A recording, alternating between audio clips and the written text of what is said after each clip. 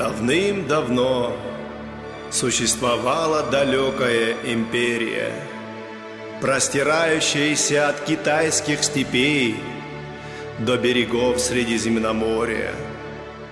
Это была великая Эллада. И под эллинским мечом, яростным в бою и мудрым в победе, царил порядок. Эллинский царь правил согласно законам верности и братства.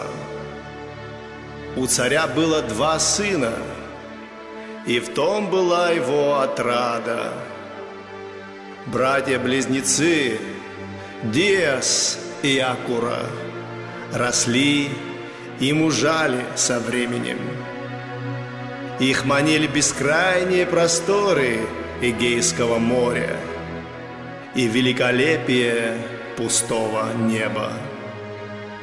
И когда однажды, пустившись в путь, они были истинно свободны, ветер мужества нес их в неизведанные берега, и в раю возможного они основали белый город Диоскурия.